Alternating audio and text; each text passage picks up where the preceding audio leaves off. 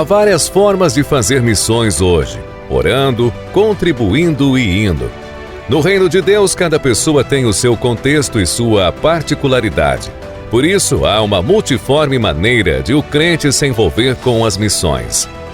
Nem todos são chamados para ir ao campo missionário, mas todos têm a responsabilidade de orar e contribuir com essa obra. Na lição desta semana, vamos estudar o tema: orando, contribuindo e fazendo missões. É tempo de salvação e Deus conta conosco para expandir o seu reino no mundo. Venha participar da Escola Dominical. Você é nosso convidado especial.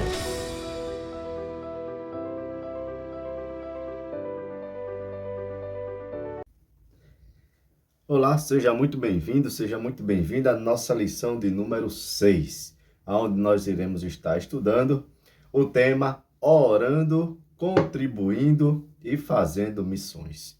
Essa lição nós estaremos estudando no dia 5 de novembro deste trimestre.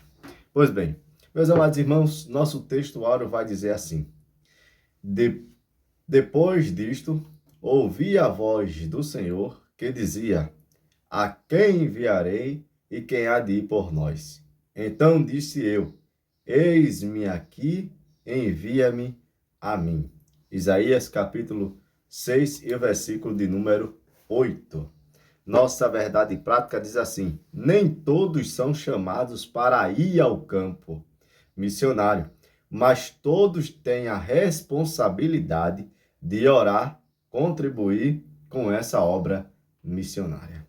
Então, eu acho lindo aqui, para trazer para nós, que o profeta Isaías, nós conhecemos muito bem, sabemos que essa passagem que é bastante conhecida, depois que morreu o rei Uzias, ele teve essa visão lá no céu, e nessa visão, Deus perguntou, né, quem é que eu envio? Né? Quem é que eu posso enviar? E Isaías ele responde: eis-me aqui, envia-me a mim. É claro que o tema, o objetivo da lição não é esse, mas se a gente fosse retratar e falar um pouco desse texto, ou principalmente desse versículo, esse versículo ele tem um apontamento para Cristo. É claro que Isaías é o profeta que mais profetizou sobre a vinda do Messias, né? E há quem diga que quando essa fala que diz, envia-me a mim, isso aí era o Cristo falando com o Pai, né? De vir aqui à terra, cumprir a missão, né? Deus, ele olhou para a terra, ele procurou alguém para ver que pudesse solucionar aqui a solução, salvar este mundo, ele não achou. Ele disse: e agora, quem é que eu vou enviar, né? E Jesus disse: eis-me aqui, envia-me a mim. Então, ele foi e enviou o Messias, que foi Jesus Cristo de Nazaré. Então, é um versículo missionário, né? Até porque nós falamos já em lições anteriores, falando que Deus, ele é um Deus que ama a missão, né? E ele enviou seu filho aqui, né? Ele enviou Abraão como missionário, enviou Jesus a essa terra como um missionário também. Nossa lição ela tem 3 objetivos: expressar a importância da oração pela causa da missão. Segundo, pontuar a bênção de contribuir para as missões, ou para as missões. Refletir a respeito da vocação missionária. Então, nós temos esse objetivo na nossa lição. Nossa introdução ela vai dizer assim: o chamado à evangelização mundial exige 3 ações distintas, que são orar, contribuir e ir. Exercer o chamado, né? Assim, nesta lição, estudaremos essas 3 ações dentro do contexto da necessidade missionária. Então, a obra missionária, ela precisa dessas três características, né? Essas 3 funções, né? E que elas são inseparáveis. Primeiro é orar, e você deve contribuir, e depois é ir. É o que a gente vamos estar estudando hoje. Até porque o missionário ele precisa, né, sobreviver. Orando pela causa de missões. Então, primeiro vamos falar sobre oração. Primeiro subtópico do primeiro ponto vai dizer assim: A importância da oração na obra missionária. Veja, embora considerando um gigante da fé, o apóstolo Paulo não dispensava as orações da igreja, pois possuía um profundo senso de necessidade dessa disciplina espiritual. Então, veja, Paulo, ele, apesar de ser um grande homem de Deus, né, conhecido e tudo mais, tinha intimidade com o Senhor, mas ele não dispensava, né, que os irmãos não orassem por ele. Ele mesmo pede oração pela igreja para que a igreja ore por ele. Segundo, vai falar sobre interceder. Devemos orar para que as portas do evangelho sejam abertas. Então a igreja ela deve orar para que as portas do evangelho venham a ser abertas, porque existem países, né, que ainda não, as portas estão fechadas, né? Existe localidade que as portas estão fechadas e a igreja precisa orar, interceder, pedir a Deus para que essas portas venham se abrir para o evangelho entrar. E segundo, interceder, orar para que os corações das pessoas se abram à mensagem de salvação, que os missionários tenham ousadia para testemunhar e pregar o evangelho. Enfim, a fim de que a palavra de Deus seja propagada. Então, nós devemos interceder, orar para que as portas venham se abrir para o evangelho entrar, isso em alguns países, em algumas localidades, em alguns lugares, né?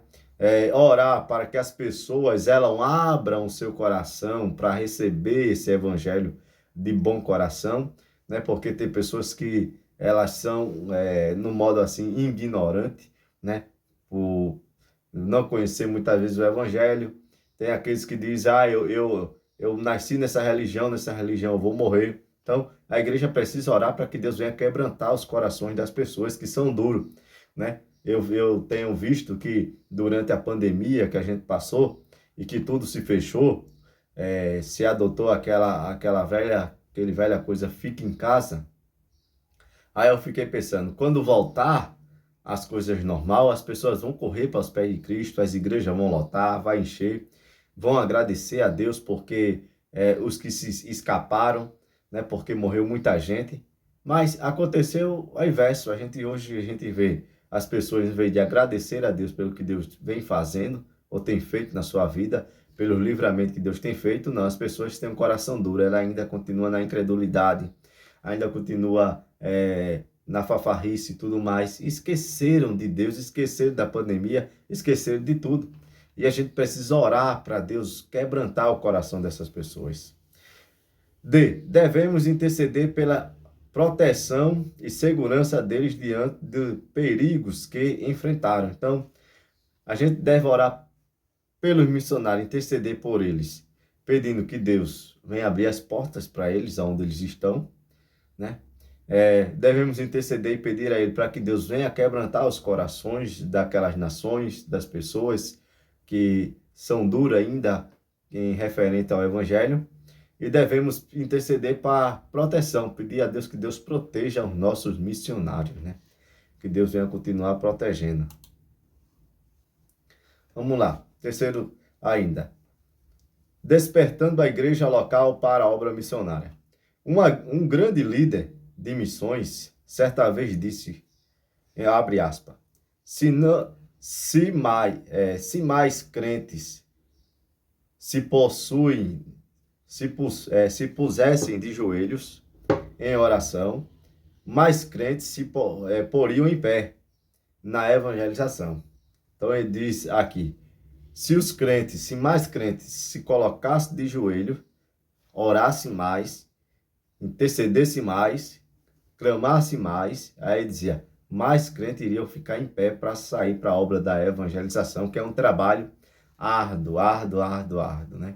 Difícil. As pessoas, você vai ver as campanhas evangelizadoras, elas sofrem muito, né? Eu digo isso por experiência própria aqui onde eu faço parte, que as campanhas elas sofrem, né? As pessoas não querem sair à tarde, não querem evangelizar, não quer entregar um folheto, não querem sair do acomodismo que eles estão, de maneira nenhuma.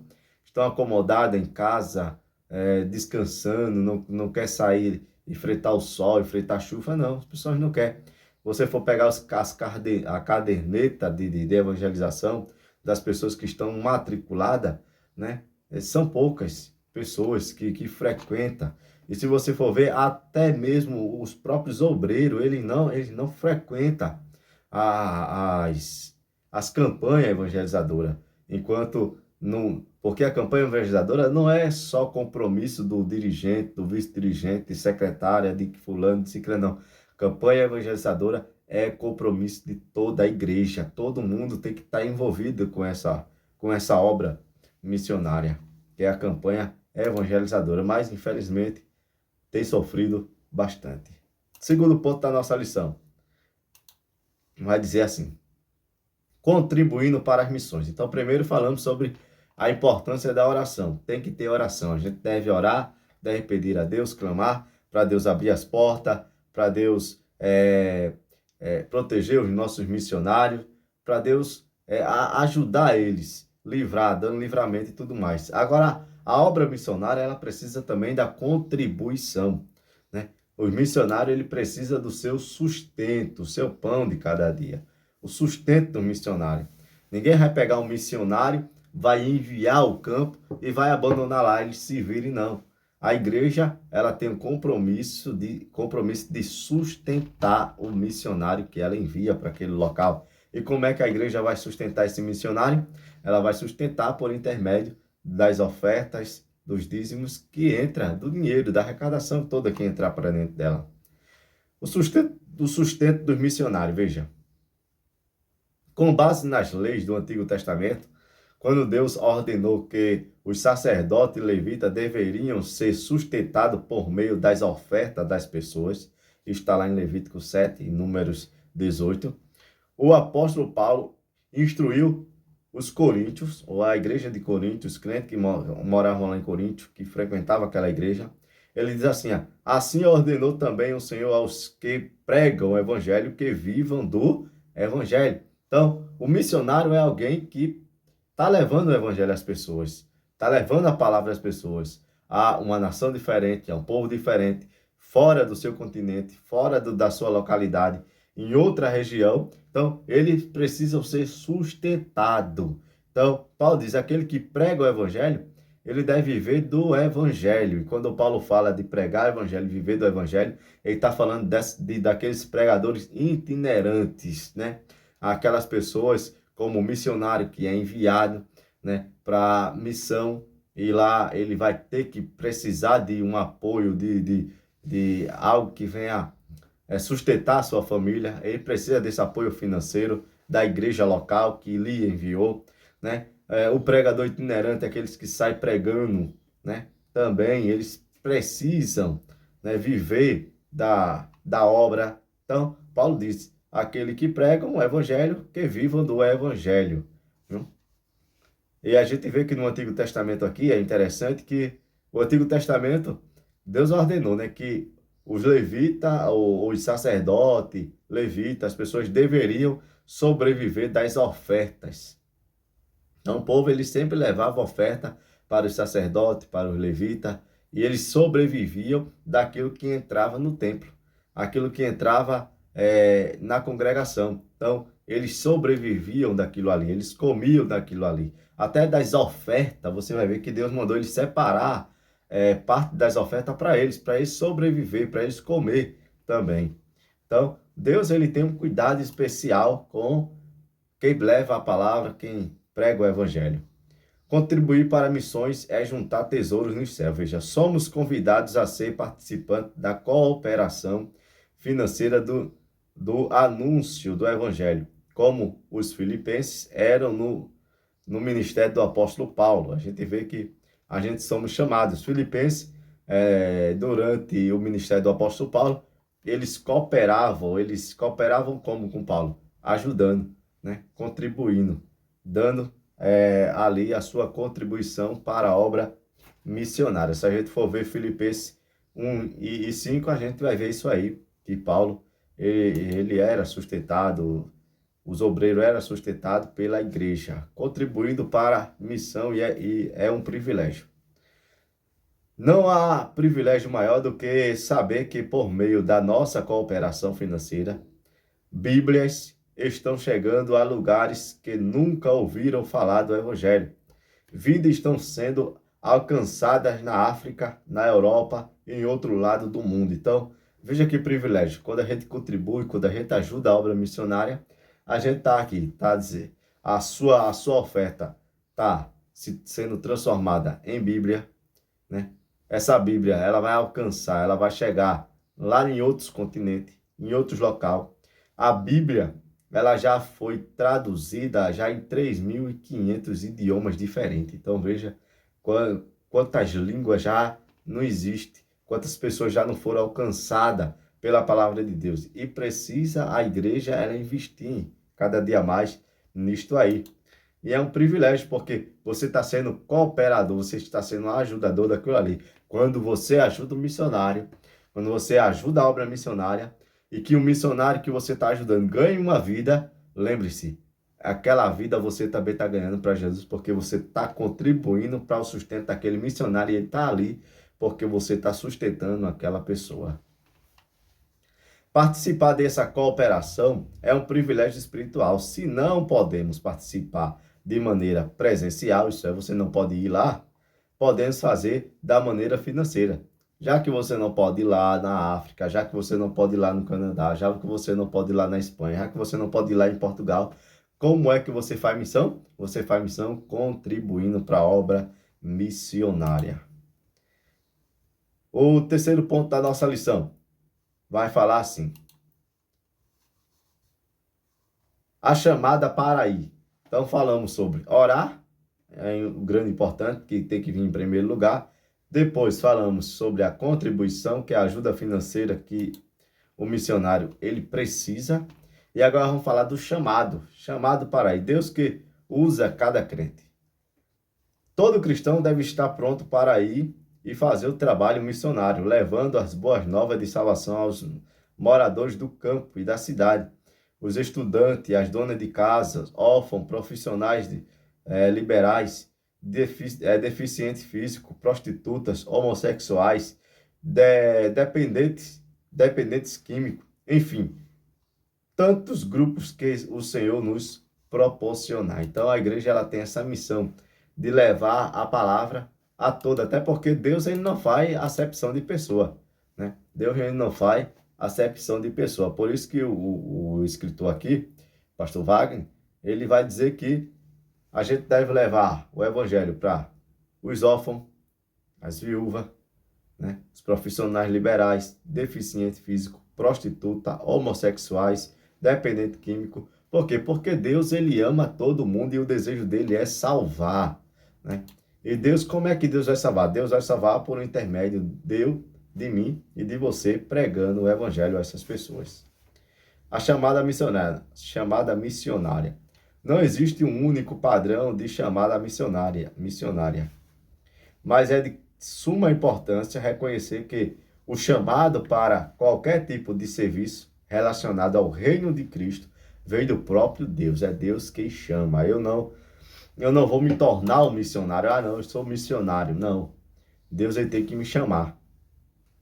Deus é que vai me chamar para a obra missionária. Não é eu que vou me chamar. Não, é Deus que chama. Caráter e testemunho da obra missionária. Além de ser chamado por Deus, é preciso fazer a diferença no cumprimento do ID de Jesus. Ou seja, ter um testemunho, né? Testemunho cristão. Você precisa ter vida, né? Por isso que não é qualquer um que vai, que sai, não.